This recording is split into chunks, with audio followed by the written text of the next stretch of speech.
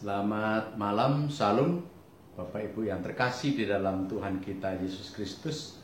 Kembali kita ada di dalam ibadah keluarga pada malam hari ini.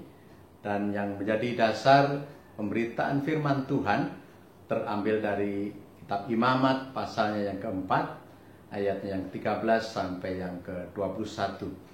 Sebelumnya mari kita berdoa. Meskipun kami ada di dalam kondisi yang tidak biasa ya Tuhan, tetapi malam hari ini bersama-sama dengan keluarga kami di rumah kami masing-masing, kami hendak mendengar dan merenungkan firman Tuhan. Kiranya Roh Kudus memampukan kami untuk tidak hanya mendengar, tetapi terlebih menjadi pelaku-pelaku firman di dalam kehidupan kami. Amin. Bapak Ibu yang terkasih, yang menjadi pembacaan firman Tuhan pada malam hari ini terambil dari Imamat pasalnya yang keempat, ayatnya yang ke-13 sampai yang ke-21. Demikian firman Tuhan. Jikalau yang berbuat dosa dengan tak sengaja itu segenap umat Israel dan jemaah tidak menyadarinya, sehingga mereka melakukan salah satu hal yang dilarang Tuhan, dan mereka bersalah, maka apabila dosa yang diperbuat mereka itu ketahuan, haruslah jemaah itu mempersembahkan seekor lembu jantan yang muda sebagai korban penghapus dosa. Lembu itu harus dibawa mereka ke depan kemah pertemuan. Lalu para tua-tua umat itu harus meletakkan tangan mereka di atas kepala lembu jantan itu di hadapan Tuhan, dan lembu itu harus disembelih di hadapan Tuhan.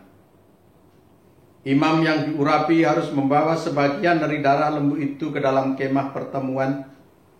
Imam harus mencelupkan jarinya ke dalam darah itu dan mempercikkannya 7 kali di hadapan Tuhan di depan tabir.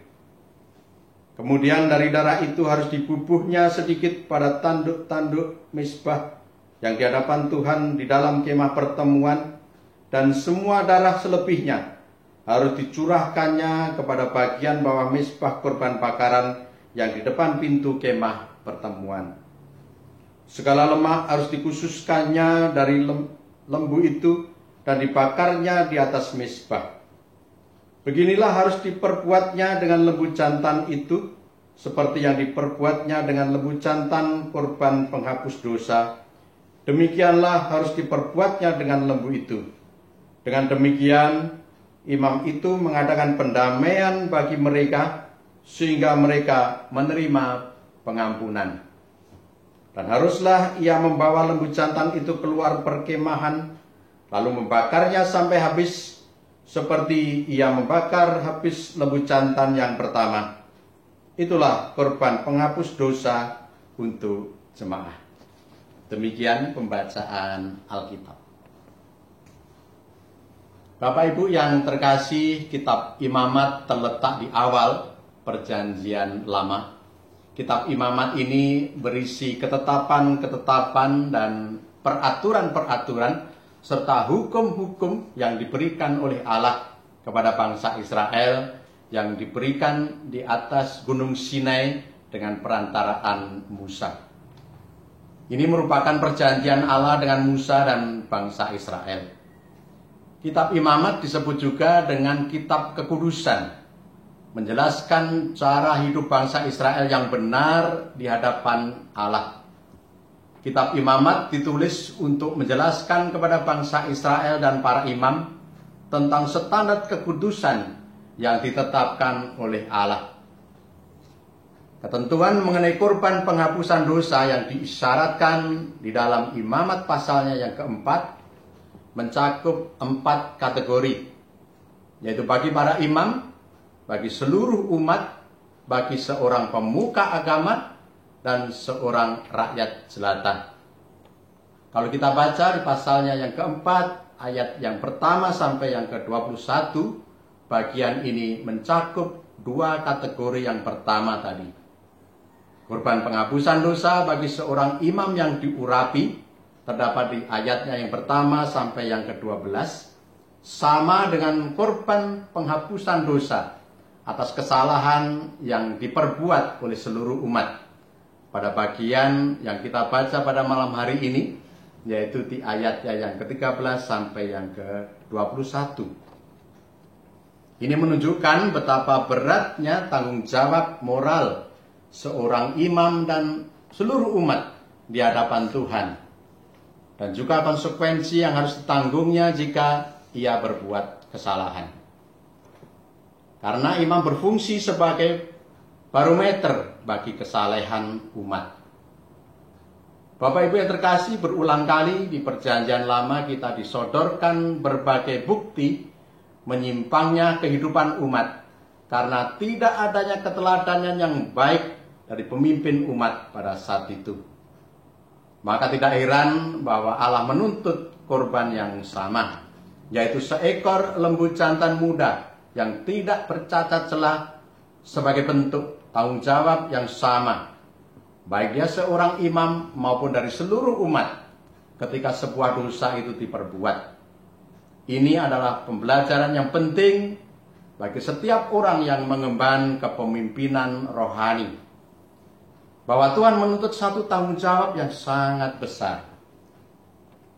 Di dalam Perjanjian Lama, Allah menuntut persembahan binatang supaya umat manusia dapat memperoleh pengampunan bagi dosa-dosa mereka.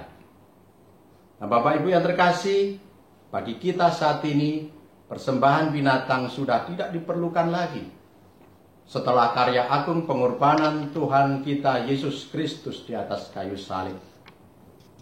Yohanes Pembaptis ketika berjumpa dengan Tuhan Yesus berkata, "Lihatlah, inilah anak domba Allah yang menghapus dosa seluruh umat manusia."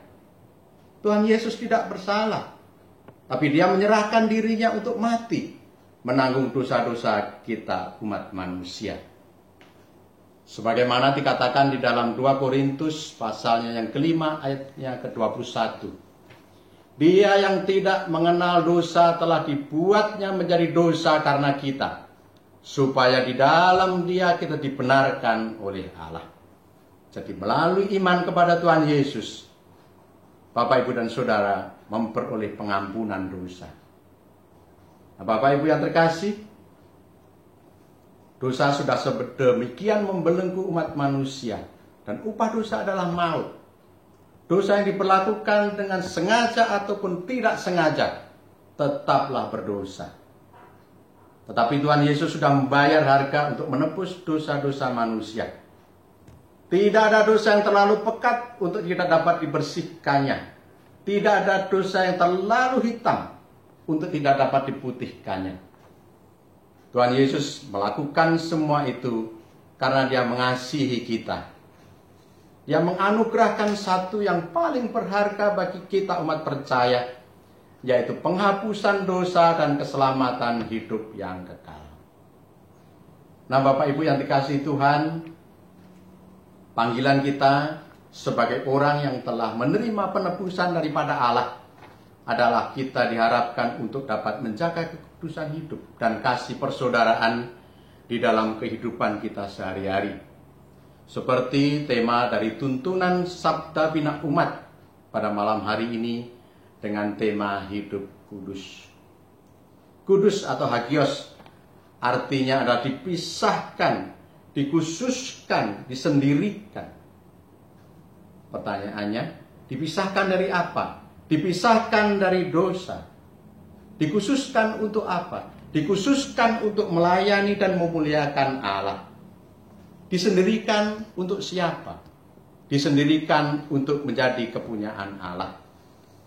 Jadi arti daripada orang Kristen hidup harus hidup kudus adalah setiap orang percaya dipisahkan, disterilkan dari dosa untuk menjadi kepunyaan Allah yang selanjutnya dipakai oleh Allah untuk melayani dan memuliakan Dia.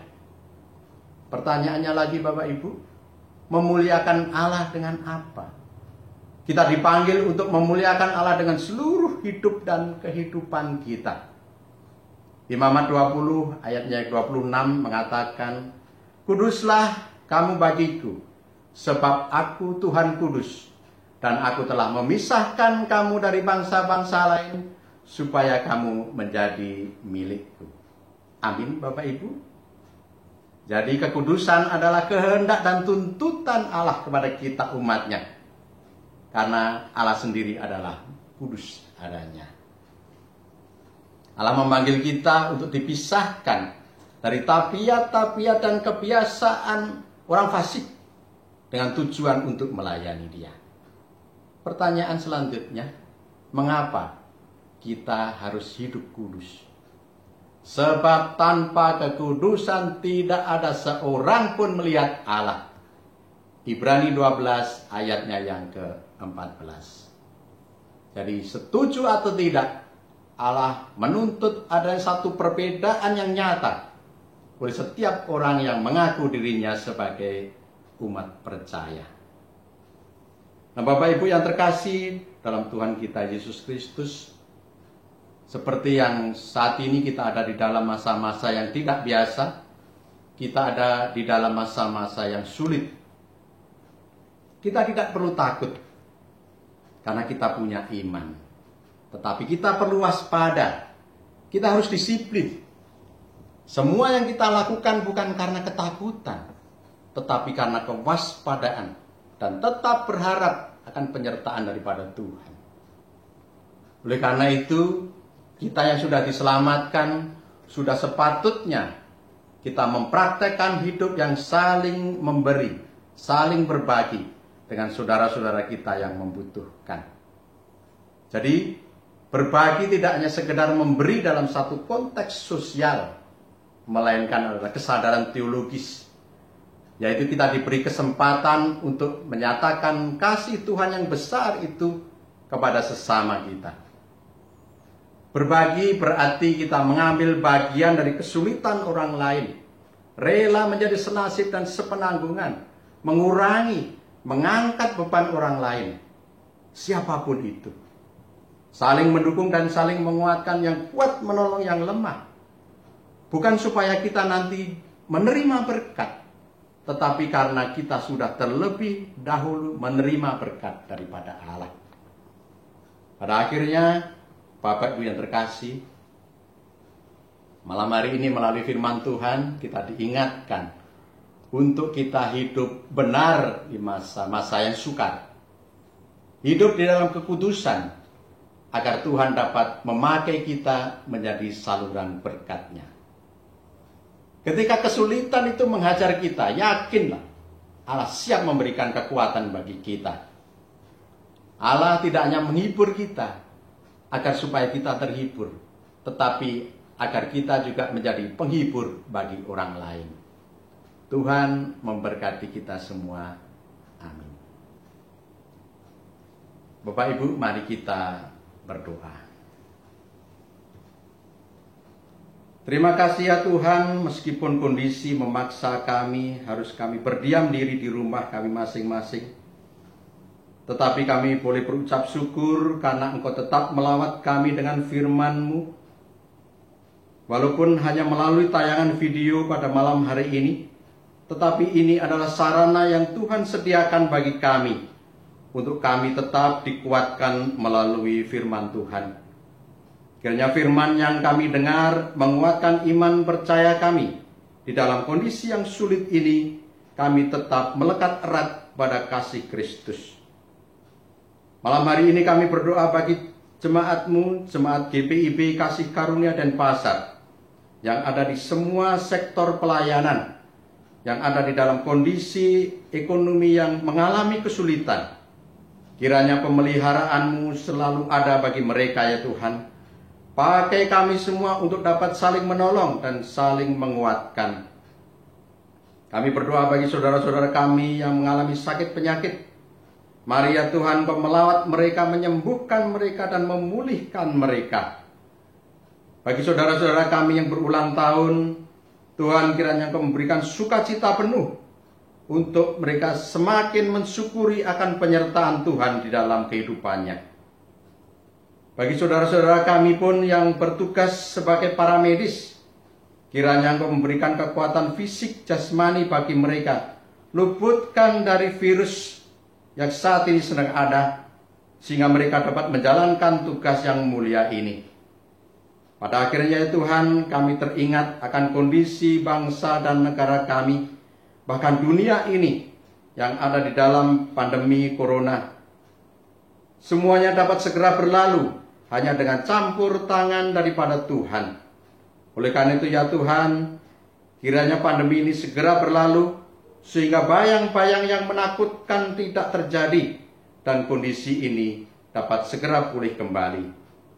Inilah doa kami, inilah syafaat kami ya Tuhan, yang kami landaskan hanya di dalam nama Tuhan Yesus yang mengajar kami berdoa. Bapa kami yang ada di surga, dikuduskanlah namamu, datanglah kerajaanmu, jadilah kehendak-mu di bumi seperti di surga.